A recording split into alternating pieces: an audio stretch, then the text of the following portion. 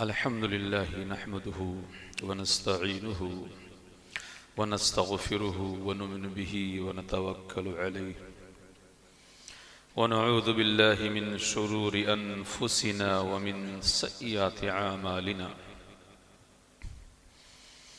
من يهده الله فلا مضل له ومن يضلل فلا هادي له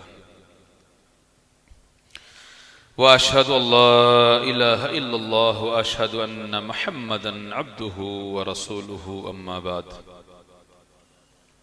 فإن خير الحديث كتاب الله وخير الهدي هدي محمد صلى الله عليه وسلم وشر الأمور محدثاتها وكل محدثة بدعة وكل بدعة ضلالة وكل ضلالة في النار. أعوذ بالله من الشيطان الرجيم. بسم الله الرحمن الرحيم. قاف والقرآن المجيد بل عجبوا أن جاءهم منذر منهم فقال الكافرون هذا شيء عجيب أإذا متنا وكنا ترابا ذلك رجع بعيد. وقال تبارك وتعالى في موضع آخر وَلَهُنَّ مِثْلُ الَّذِي عَلَيْهِنَّ بِالْمَعْرُوفِ. سبحانك لا علم لنا إلا ما علمتنا إنك أنت العليم الحكيم. حسبي الله لا إله إلا هو عليه توكلت رب العرش العظيم. رب اشرح لي صدري ويسر لي أمري واحلل عقدة من لساني يفقه قولي ربي زدني علما. اللہ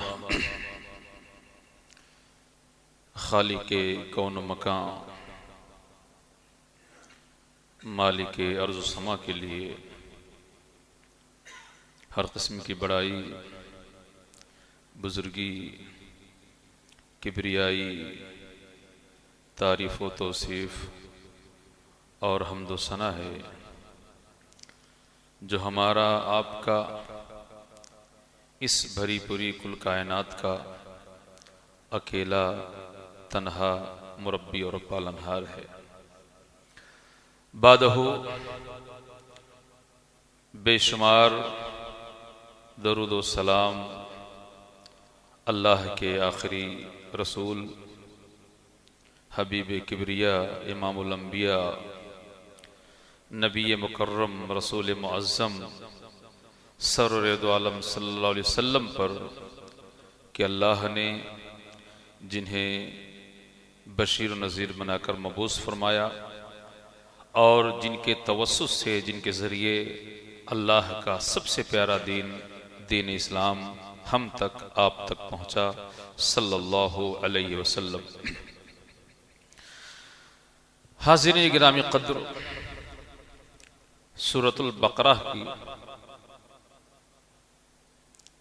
ایک آیت کریمہ کا ایک چھوٹا سا ٹکڑا خطبہ مسنونہ کے بعد میں نے آپ کے سامنے تلاوت کی ہے۔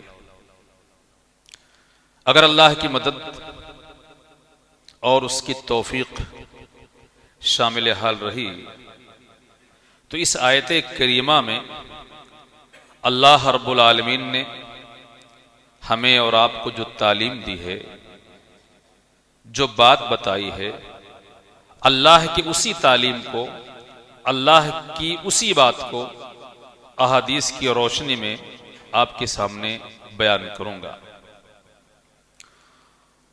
اللہ کا ارشاد ہے وَلَهُنَّ مِثْلُ الَّذِي عَلَيْهِنَّ بِالْمَعْرُوفِ،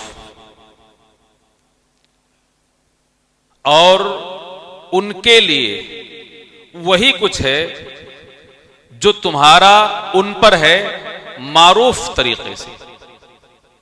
اللہ رب العالمین نے اس آیت کریمہ میں میاں بیوی کو ایک دوسرے کے حقوق اور ان کے آپسی تعلق کے بارے میں اللہ رب العالمین نے ہم اپنے بندوں کو کی رہنمائی کی ہے۔ آج میں کوشش کروں گا کسی آیت کریمہ کو موضوع سخن بناتے ہوئے عورتوں کے حقوق، یہ ہمارا جو معاشرہ ہے، عام طور پر ہندوستانی جو معاشرہ ہے، یا ہندوستان، پاکستان یا پوری دنیا کی بات کر لیجئے، یہ پرش پردھان معاشرہ بنا ہوا ہے، جہاں مردوں کی حاکمیت ہوتی ہے، مردوں کا بول بالا ہوتا ہے، مردوں کی زیادہ کہی جاتی ہے، زیادہ سنی جاتی ہے، ان کا ورچسو زیادہ ہوتا ہے میرے دوستو۔ لیکن اسلام ایک ایسا دین ہے جس دین میں اس کائنات کے تمام لوگوں کے اللہ رب العالمین نے مکمل طریقے سے ان کے حقوق بیان کیے ہیں۔ ایک عورت ہے اس لیے اس کا درجہ کم ہو، میرے دوستو اسلام میں یہ پوسیبل نہیں ہے۔ ایک عورت کے ناطے، صنف نازک ہونے کے ناطے، گھر کی چہار دیواری کے اندر اس کا بسیرا ہے، اس واسطے اس کا درجہ کم ہو، اس کو درجات کم ملیں، اس کو حقوق کم ملیں، اس کی اندیکھی کی جائے۔ دین اسلام جو سلامتی کا دین ہے، عدل کا دین ہے، اسی لیے دین اسلام کو دین اعتدال کہا گیا ہے، برابری کا دین ہے، کسی کے لیے نہ کم ہے نہ کسی لیے زیادہ ہے، سب کے لیے اللہ رب العالمین نے اس دین اسلام میں مکمل حقوق رکھے ہیں۔ ایک صحابی اللہ کے رسول کے دربار میں بیٹھے ہیں اور صحابہ کا یہ طرہ تھا، یہ طریقہ تھا کہ جہاں کوئی شک ہوتا تھا، جہاں کسی طرح کی کوئی اشکال ہوتی تھی، انہیں کوئی دقت ہوتی تھی، فوراً سے پیشتر بلا جھجکے، بلا ہچکچائے، بلا تکلف کیے ہوئے نبی کریم صلی اللہ علیہ وسلم سے اپنے سوال کر لیتے تھے اور اس کا جواب لے لیتے تھے۔ ایک صحابی ہیں معاویہ ابن حیدہ رضی اللہ تعالیٰ عنہ، یہ اللہ کے رسول کے دربار میں ہیں میرے دوستو۔ اس ایک نقطے کو کہ ہمارا معاشرہ کیا ہے، عام طور پر ہمارے معاشرے کے جو لوگ ہوتے ہیں، جو مرد حضرات ہوتے ہیں، جو شوہر حضرات ہوتے ہیں، وہ اپنے آپ کو بہت بلند، اور میں نے کہا عمومی طور پر آپ رسوم دیکھیے، قیود دیکھیے، معاملات دیکھیے، اٹھنے بیٹھنے کے انداز دیکھیے، گھر کا پورا سسٹم اور نظام دیکھیے، آپ کو ہر جگہ نظر آئے گا کہ ہمارا جو معاشرہ ہے نا، اس میں ہم نے پرشوں کو پردھان بنا دیا ہے۔ ایک صحابی اللہ کے رسول سے سوال کرتے ہیں، ما حق جوزت احدنا علیہ یا رسول اللہ۔ لوگ عورتوں کے حقوق، مردوں کے حقوق، مردوں کے حقوق، مردوں کے حقوق، بہت بات ہوتی ہے، لیکن ہماری وہ گھر کی عورت، وہ بیچاری گھر کی عورت جو اپنے گھر بار کو چھوڑ کر، اپنے بھائی کو چھوڑ کر، اپنے ماں کو چھوڑ کر، اپنی بہن کو چھوڑ کر، اپنے باپ کو چھوڑ کر، اپنے بچپنے کو چھوڑ کر، اور ایک بھرا پورا گھر چھوڑ کر چند الفاظ کے سہارے ہمارے پاس آ جاتی ہے، ہمارے گھر آ جاتی ہے، اس کا حق کیا ہے؟ صحابی رسول حضرت معاویہ یہ صحابی ہیں، یہ سوال کرتے ہیں، ما حق جوزت احدنا علیہ یا رسول اللہ، اے اللہ کے رسول ہماری عورتوں کا ہم پر کیا حق ہے؟ عورتوں کا حق کیا ہے؟ مردوں پر عورتوں کا حق کیا ہے؟ اس بابت سوال کیا جاتا ہے۔ ما حق جوزت احدنا علیہ، ہم میں سے ہر ایک پر ہماری عورتوں کا کیا حق ہے؟ کبھی آپ نے سنا ہماری عورتوں کا بھی حق ہے ہمارے اوپر؟ ہم مرد ہیں تو کیا ہوا، ہم شوہر ہیں تو کیا ہوا، ہمارے گھروں میں جو صنف نازک بیٹھی ہوئی ہیں ان کا حق ہمارے اوپر کیا ہے؟ گھر میں عورتوں کا حق ان کے شوہروں پر کیا ہے؟ ایک صحابی سوال کرتے ہیں اور قربان جائے بہت پیارا جواب ہے، ابھی آپ سنیے گا اور سروں کو دھنیے گا، اتنا پیارا، اتنا صدیق اور دلوں کی گہرائیوں میں اتر جانے والا، اور پورے معاشرے کو ایک اچھا اسلوب اور ایک اچھا سسٹم دینے والا جواب نبی کائنات کا۔ سوال کیا گیا، ما حق جوزت احدنا علیہ، کہ ہماری عورتوں کا ہم پر کیا حق ہے؟ انسان کی کہتے ہیں نا ایک سلوگن، روٹی کپڑا اور مکان، ایک سلوگن ہے کہ انسان کی بنیادی ضرورت کیا ہے؟ سب سے پہلے روٹی ملے، سب سے پہلے روٹی ملے، اس کے بعد کپڑا ملے، اور اس کے بعد آدمی روٹی کے لیے، کپڑے کے لیے جب انسان اس سے آگے بڑھتا ہے، ورنہ اگر آگے کی بات نہیں تو آدمی بھاڑے پر رہتا ہے۔ کرائے پر رہتا ہے، لیکن سب سے پہلے آدمی کھانے کی بات کرتا ہے، کماتا ہے، کھاتا ہے، پسنداز کرتا ہے، اچھے کپڑے بنواتا ہے، اور اس سے بات آگے جاتی ہے تو اپنے لیے ایک چھوٹا سا گھر بناتا ہے. یا ہمیشہ سے لوگوں کی یہ ضرورت رہی ہے. نبی کریم نے فرمایا کہ گھروں کی عورتوں کا مردوں پر جو حق ہے، سب سے پہلا حق یہ ہے ان تطعمھا اذا طعمت، جب تو کھا تو اسے کھلا. یہ بہت معمولی جملہ ہے، لیکن اس کی گہرائی میں جائیے، اس کی گہرائی میں، اس کی تشریح میں جائیے، اس کی وضاحت میں جائیے. سب سے پہلا حق آپ نے ایجاب و قبول کیا، حق مہر ادا کیا. وہ ایک الگ چیپٹر ہے کہ گھر کی چہار دیواری میں آپ نے مجلس میں اپنی بیوی کو ایک مہر کے بدلے میں قبول کیا، وہ ایک الگ چیپٹر. وہ عورت آپ کے گھر میں آ گئی، آپ نے گھر کو ڈیولپ کیا. وہاں سے اس عورت کا آپ پر کیا حق ہے؟ نبی نے فرمایا ان تطعمھا اذا طعمت، جب کھاؤ تو اسے بھی کھلاؤ.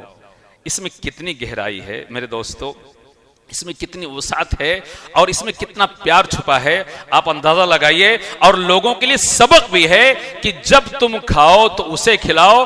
اور اس کے آگے میں اس کی وضاحت کرتے ہوئے آپ کو بتاؤں کہ میرے دوستو، آج شہروں کا معاملہ کیا ہوتا ہے. آدمی گھر میں عورت ہے، وہ ہمیشہ شوہروں پر قربان رہتی ہے. کیسے قربان رہتی ہے؟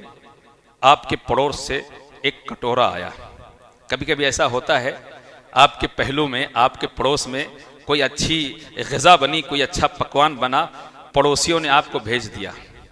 اچھا اگر بچے نہیں ہیں، بچے ہیں تو تھوڑا کم ہو جاتا، لیکن اگر بچے نہیں ہیں تو ہماری مشرقی خاتون ہندوستانی خاتون، وہ محبت اس کے اندر اتنا کوٹ کوٹ کے بھرا ہوتا ہے، جان نثاری ہوتی ہے، فدائیت ہوتی ہے. اس کے پاس آتا ہے، وہ اپنے شوہر کے لیے بچا کر رکھ لیتی ہے. شوہر آتا ہے، اس کے سامنے دسترخوان وہ پروستی ہے، رکھتی ہے، تو پہلو سے پڑوس سے جو گوشت ہے، حلوہ ہے یا کوئی اور چیز ہے، وہ اس کے سامنے رکھ دیتی ہے. ایسا منظر کریٹ ہوتا ہوگا ہمارے گھروں میں، ہمارے اور آپ کے سامنے رکھ دیا جاتا ہے. اب شوہر کے لیے ضروری ہے کہ جس عورت نے آپ کی محبت میں، آپ نہیں تھے، آپ کی غیر موجودگی میں آیا تھا، اس میں سے کھا سکتی تھی، چکھ سکتی تھی میرے دوستو، لیکن وہ اس نے محبتاً آپ کے سامنے رکھا. ہمارے لیے ضروری ہے کہ اگر 4 بوٹی گوشت ہے تو کم سے کم 2 بوٹی، 1 بوٹی آدمی اس کے لیے بچا دے، اس کے لیے بچا کر رکھے. یا ہم شہروں میں رہتے ہیں، دوستوں کے ساتھ 4 بجے 5 بجے نکلتے ہیں، کہیں جا کر ہم کباب کھاتے ہیں، کہیں جا کر ہم سموسے کھاتے ہیں، کہیں جا کر کچھ اور کھاتے ہیں، کہیں مشروب پیتے ہیں، کہیں لسی پیتے ہیں، کہیں کچھ اور پیتے ہیں، کوک پیتے ہیں. آدمی کے لیے ضروری ہے کہ اگر وہ اپنے لیے پسند کرے، میرے دوستو سب سے بہتر اور سب سے قریب رشتہ اور اس انسانیت کا سب سے پہلا جو رشتہ ہے وہ میاں بیوی کا رشتہ ہے. لوگوں کی تعداد، باپ آدمی بعد میں بنا، ماں آدمی عورت بعد میں بنی، لیکن سب سے پہلا جو رشتہ ہے وہ میاں بیوی کا رشتہ ہے. حضرت آدم پیدا کیے گئے، اللہ نے انہیں پیدا کیا، اور اس کے بعد جو رشتہ ڈیولپ ہوا اس کائنات میں، تاریخ انسانیت میں، وہ میاں بیوی کا رشتہ ہوا. میاں بیوی کا رشتہ. آپ ہوٹل میں ہیں، دوستوں کے ساتھ ہیں، آپ نے آرڈر دیا، میرے دوستو اس حدیث کی ان تطعمھا اذا طعمت، جب تو کھا تو اسے کھلا. اس کا تقاضا یہ ہے، اس کا مطلوب یہ ہے، اس کا پیغام یہ ہے کہ آپ آرڈر دے دو، بھیا 2 سموسا پارسل کر دو، 1 گلاس جوس پارسل کر دو. آپ گھر پہنچو، آپ نے وہاں کھا لیا ہے، آپ کھاؤ، اور آپ کے گھر میں بیوی میرے دوستو اس سے محروم رہے. یہ اسلام کا اور اسلام کے عدل کا میرے دوستو یہ تقاضا نہیں ہو سکتا ہے، یہ پیغام نہیں ہو سکتا ہے. تو نبی نے فرمایا ان تطعمھا اذا طعمت، جب تو کھا تو اسے بھی کھلا. جیسا کھا ویسا کھلا، جیسا کھا ویسا کھلا. اگر تو اپنے لیے، میرے آج الگ الگ شہروں میں لوگوں کا ایک طریقہ ہوتا ہے، دوستوں کے ساتھ جاتے ہیں، ہوٹلوں میں کھانا کھاتے ہیں. میرے دوستو گھر کی عورتوں کا بھی اس وقت یاد رکھنا چاہیے. آگے بڑھتے ہیں. اس کے بعد نبی فرمایا وَأَن تَقْسُوهَا إِذَا اكْتَسَيْتَ، کھانے کی بات ہو گئی. اچھا جب تو کپڑا بنوا، پہننے کی بات نہیں، جب تو اپنے لیے کپڑا بنوا تو اس کے لیے بھی کپڑا بنوا.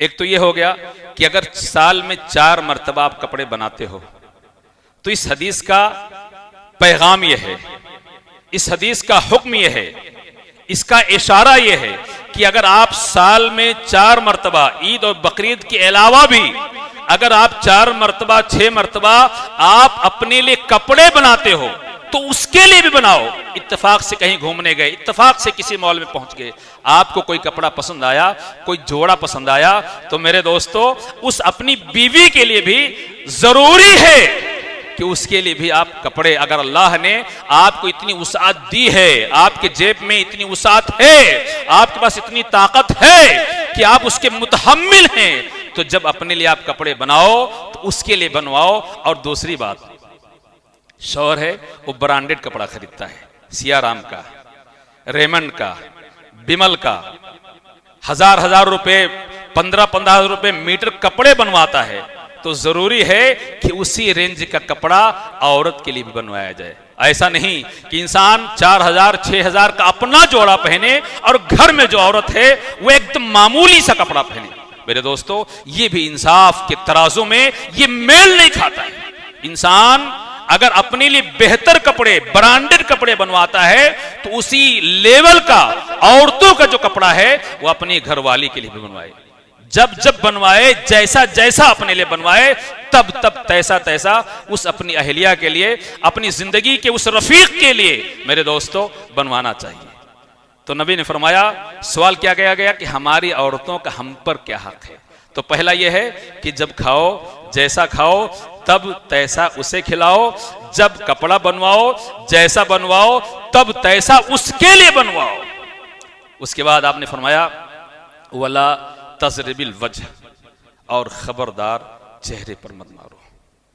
یہ چہرہ بڑا پیارا ہوتا ہے اور پورے بدن کی خوبصورتی اسی چہرے میں چھپی ہوتی ہے. لوگ اپنی بہوؤں کو، اب بہویں جب تلاش کرتے ہیں اور بہوؤں کو دیکھنے کی بات ہوتی ہے تو چہرہ دیکھا جاتا ہے. یہ جو چہرہ ہے یہی انسانی بدن کا معراج ہے، اسی کو دیکھ کر رشتے طے کیے جاتے ہیں. آنکھ، کان اور ہونٹ اور پورا چہرے کی جو بناوٹ ہوتی ہے یہی انسان کو خوبصورت بناتی ہے. کسی کے اگر ہونٹ موٹے ہیں تو کہا جاتا ہے موٹے ہونٹ والا ہے، ناک لمبی ہو گئی تو عیب ہو جاتا ہے، آنکھ چھوٹی ہو گئی تو عیب ہو جاتا ہے. میرے دوستو نبی نے چہرے پر مارنے سے منع فرمایا ہے. کسی کے لیے جائز نہیں ہے کہ اگر وہ اپنی بیوی پر ناراض ہو، اس کی بیوی اس کے مزاج کے برعکس کوئی معاملہ کر جائے میرے دوستو، تو اسلام نے اس کو چہرے پر مارنے سے منع فرمایا ہے. یہ چہرہ اور ہوتا بھی ہے، انسان کا ہاتھ کتنا مضبوط ہوتا ہے، کتنا مضبوط ہوتا ہے، کتنا مضبوط ہوتا ہے. آدمی آؤ دیکھے نتاؤ دیکھے اس کے چہرے پر گال پر میرے دوستو کان کی نسیں پھٹ جاتی ہیں. کتنی عورتوں کو بہرا پن لاحق ہو جاتا ہے، چہرہ بگڑ جاتا ہے. اسی لیے اللہ کے رسول صلی اللہ علیہ وسلم نے چہرے پر عورتوں کو مارنے سے منع فرمایا. ہاں اسلام نے اجازت دی ہے کہ اگر عورت کچھ غلط کرے، اس کے اندر کچھ اگر غلط معاملات ہوں، وہ بے ادب ہو، معاملہ بگڑے تو اس کو سمجھایا جائے. اسلام نے 3 اسٹیپ دیے ہیں.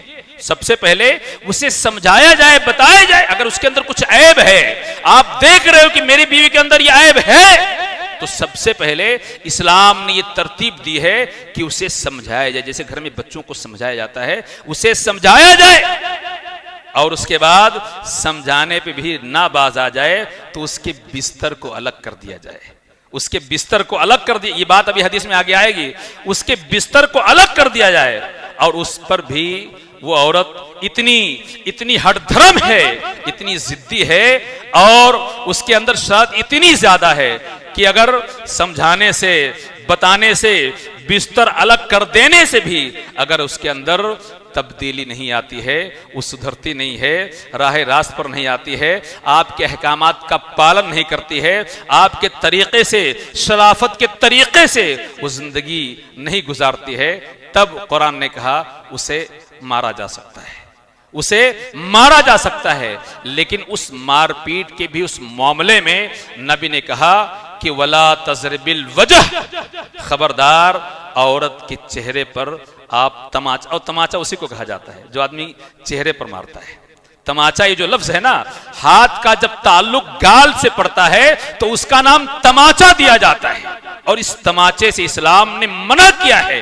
یہ ہمارے لیے بھی، آپ کے لیے بھی، اور اسلام کے تمام ماننے والے مردوں کے لیے بھی اسلام کا یہ پیغام ہے، نبی کا یہ حکم ہے وَلَا تَضْرِبِ الْوَجْهَ، خبردار اپنی عورتوں پر کبھی بھی ان کو تماچے سے، کبھی بھی ان کو سزا مت دینا، ان کے چہرے پر کبھی بھی ہاتھ مت لگانا، ان کے چہرے پر مت مارنا۔ اس کے بعد نبی نے فرمایا وَلَا تُقَبِّحْ، اور کبھی بھی ان کو برا بھلا مت کہنا۔ برا بھلا کہنے کا کیا طریقہ ہوتا ہے؟ عام طور پر انسان گالیاں زیادہ بکتا ہے، گالیاں زیادہ بکتا ہے یا تانے مارتا ہے۔ تانے کیسا؟ یا تو اس کی بدصورتی کا لے کر، یا اس کے گھر والوں کی غربت کو لے کر، یا زیادہ عمر میں آپ نے اس سے شادی کی اس کی عمر کو لے کر، یا اگر اس کے اندر کوئی عیب ہے اس عیب کو لے کر آدمی کیا تانے مارتا ہے کہ تو وہی تو ہے، تیری شادی نہیں ہوتی تھی، شکر منا میں نے تجھ سے شادی کر لی، یا تیرے باپ کے پاس دہیج دینے کے لیے کچھ بھی نہیں تھا، ہم نے بلا دہیج کے تجھ سے شادی کر لی۔ کسی ایسی بات پر اس کو شرمسار کرنا، اس کو نیچا دکھانا، اس کو بے عزت کرنا۔ میرے دوستو، اسلام نے میاں بیوی کے رشتے کو جو بہترین طریقے سے درشایا ہے، قرآن کہتا ہے ہن لباس لکم، تم ان کا لباس ہو اور وہ تمہارا لباس ہے۔ کبھی آپ نے اس پہ غور کیا؟ انسانی بدن کے سب سے زیادہ قریب کون سی چیز ہوتی ہے؟ کون سی چیز ہوتی ہے؟ یہ خطبہ جمعہ ہے، یہاں جواب مطلوب نہیں ہے، صرف آپ کی توجہ مطلوب ہے۔ قرآن کہتا ہے ہن لباس لکم وانتم لباس لہن، وہ تمہارا لباس، تم ان کا لباس۔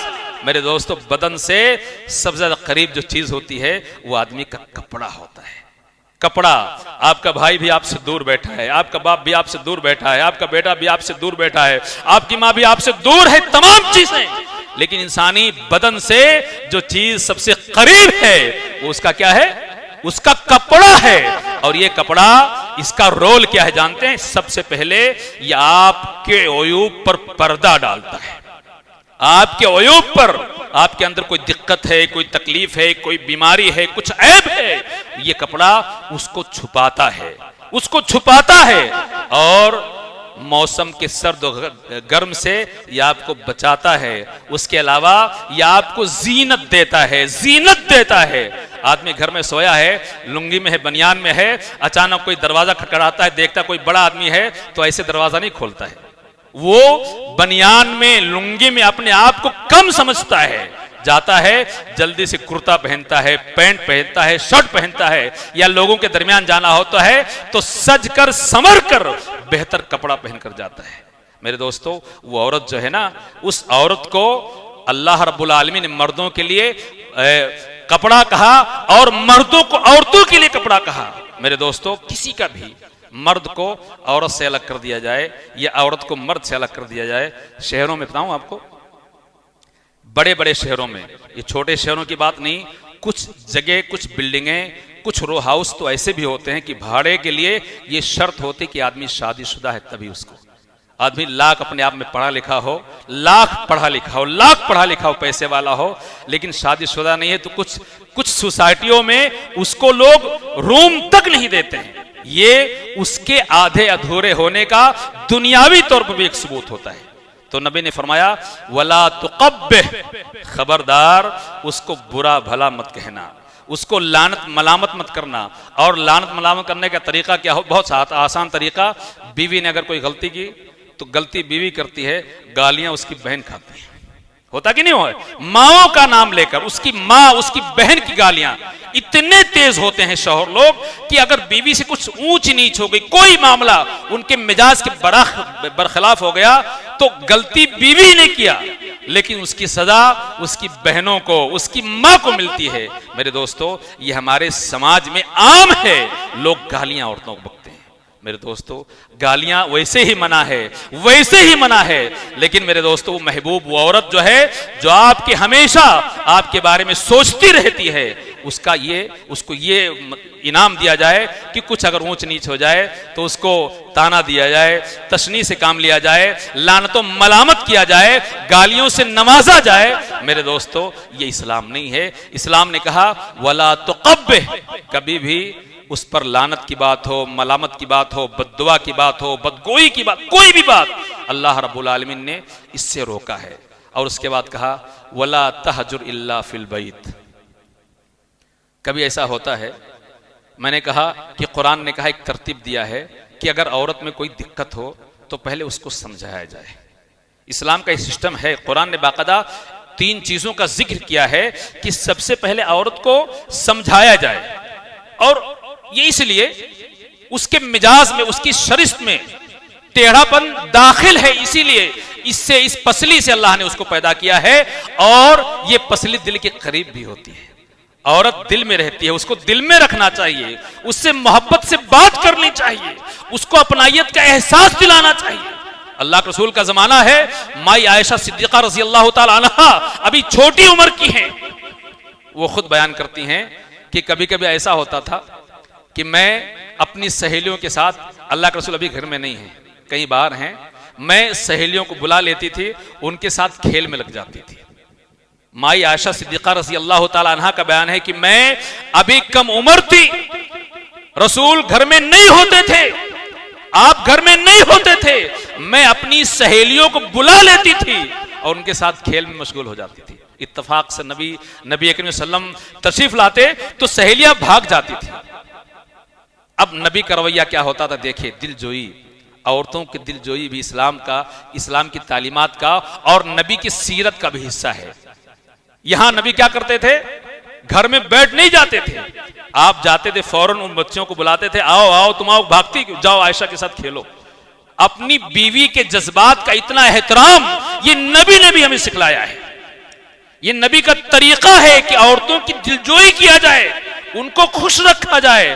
اور میرے دوستو نبی کا تو یہ بھی طریقہ ہوا کرتا تھا، ہماری اور آپ کی مائیں ام المومنین کا یہ بیان ہے کہ نبی ہمارے کچن میں بھی آ جاتے تھے، ہمارے کچن میں بھی آ جاتے تھے، ہاتھ بٹاتے تھے، ہاں اذان ہوتی فوراً نکل جاتے تھے۔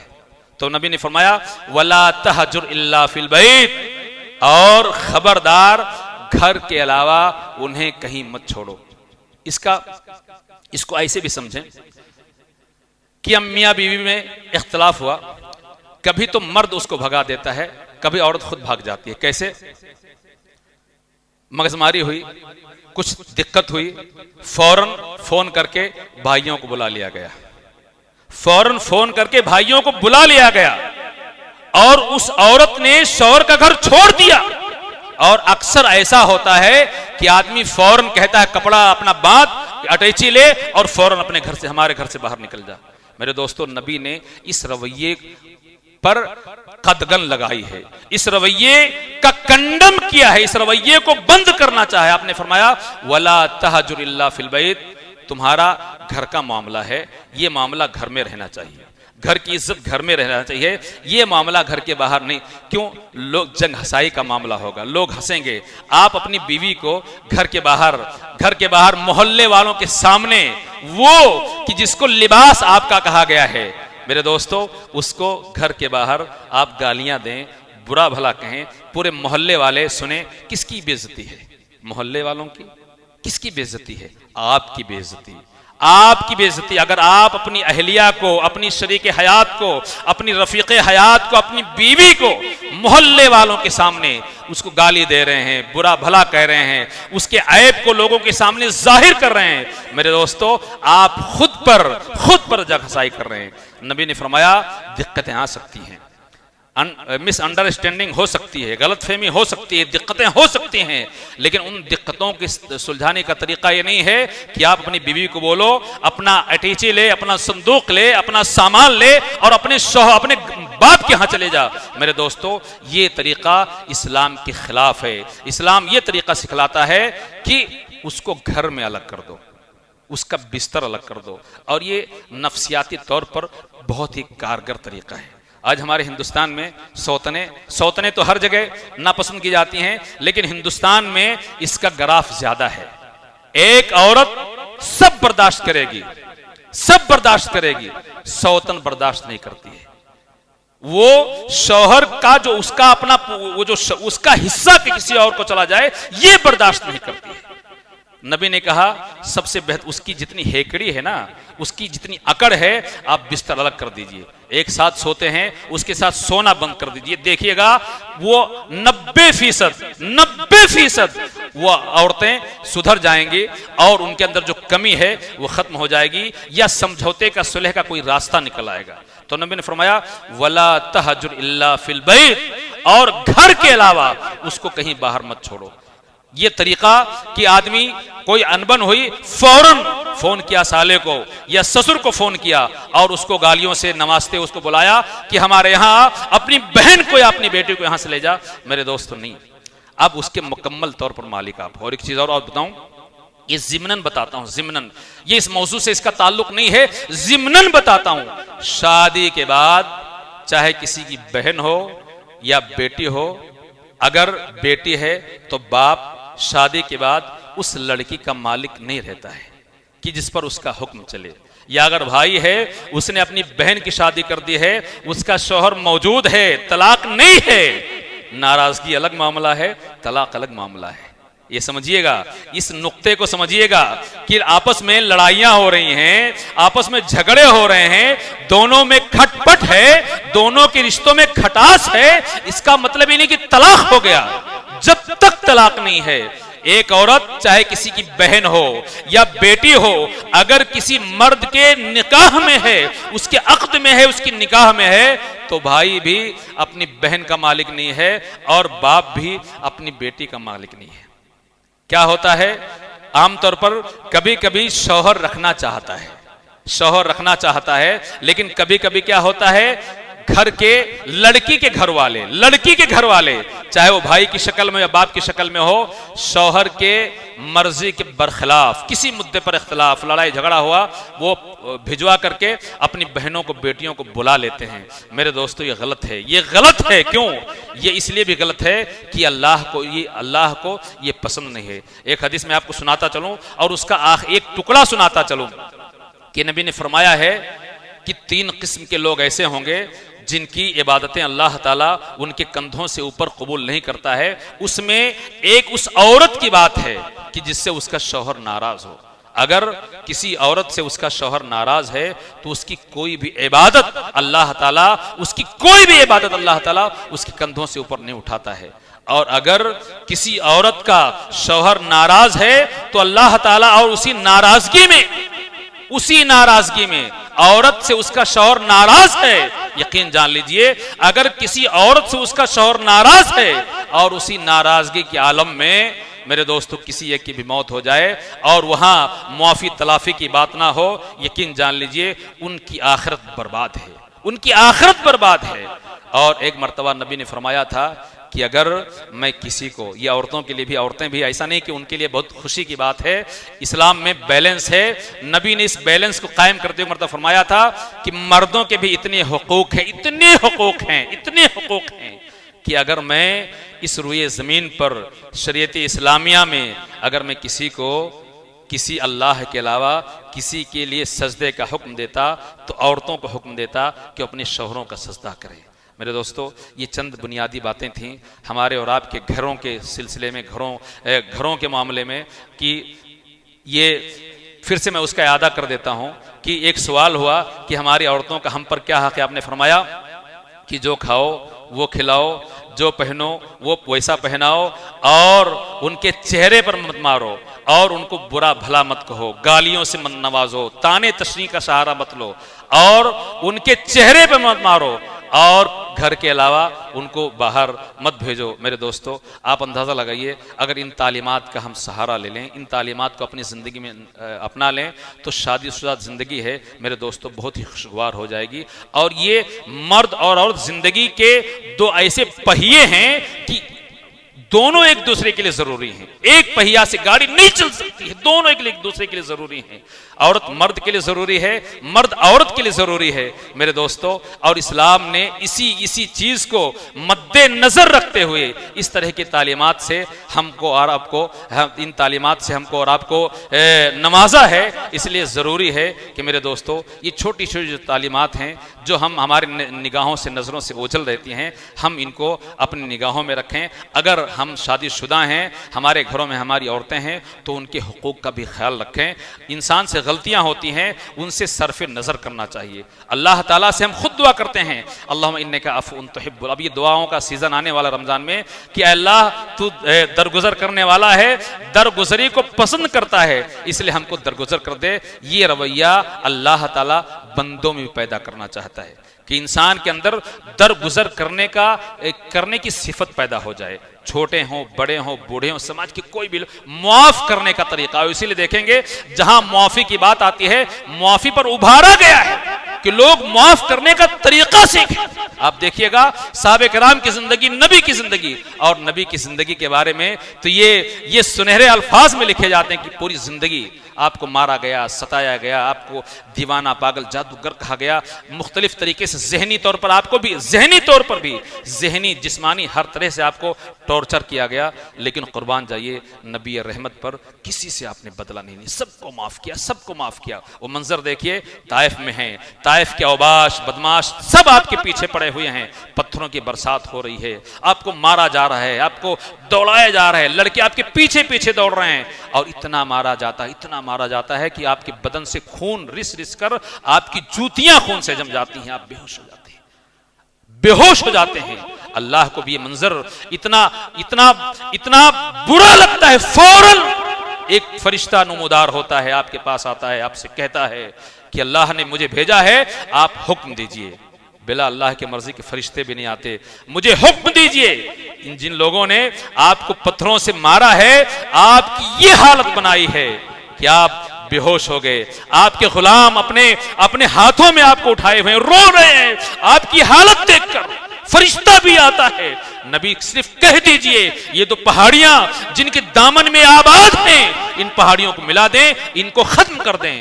نبی نے وہاں پر بھی معافی کا سہارا لیا، کہا نہیں یہ انجان ہیں، یہ جانکار نہیں ہیں، یہ غافل ہیں، لیکن امید ہے ان کے نسلوں سے جو نسل آئے گی، ان کی آنے والی نسلیں اسلام کے پیروکار ہوں گے، اللہ انہیں ہدایت دے گا، مسلمان ہوں گے۔ نبی نے وہاں بھی میرے دوستو معافی اور تلافی کا، وہی معافی تلافی کا میرے دوستو مجاز ہمارے ہاں، اور سب سے زیادہ حقدار ہمارے گھر کی عورتیں، کیوں ہم سے زیادہ قریب ہی ہوتی ہیں، اور کہتے ہیں برتن جتنا قریب ہوتا ہے اتنا اس میں آواز آتی ہے۔ یہ سب آپ کے جملے ہیں جو ہم نے سیکھے ہیں اور آپ کے سامنے رکھے ہیں۔ عورتوں کا معاملہ میرے دوستو دیکھیے، ان کی پوری زندگی ہمیشہ خود سپردگی کی زندگی ہوتی، خود سپردگی، کم کھانا۔ ابھی رمضان کا مہینہ آئے گا، مرد لوگ 12 بجے تک گھومیں گے، مرد لوگ 12 بجے تک 1 بجے رات تک گھومیں گے، عورتیں آپ کے لیے پکوان بنائیں گی۔ اچھا میرے شوہر کو کیا اچھا لگتا ہے، بچوں پوری رات وہ اپنے آپ کو وقف کر دیتی ہیں میرے دوستو، ان سے مسکرا کر نبی کی سیرت کو پڑھ کر آپ دیکھیے کہ آپ کا معاملہ کیا تھا اپنی عورتوں کے لیے، وہی معاملہ وَلَكُمْ فِي رَسُولِ اللَّهِ أُسْوَةٌ حَسَنَةٌ کہ لوگوں رسول کی زندگی تمہارے لیے نمونہ ہے، تمہارے لیے ماڈل ہے، میرے لیے بھی، آپ کے لیے بھی، اور اس اسلام کے ماننے والے تمام مردوں کے لیے بھی۔ اللہ تعالیٰ سے آخر میں دعا کہ اللہ ہمیں اور آپ کو، جملہ تمام سامعین کو، جو اسلام نے ہمارے اور آپ کے اوپر عورتوں کے حقوق عائد کیے ہیں، اس کو ایمانداری کے ساتھ ادا کرنے کی توفیق دے، آمین۔ وآخر دعوانا ان الحمدللہ رب العالمین۔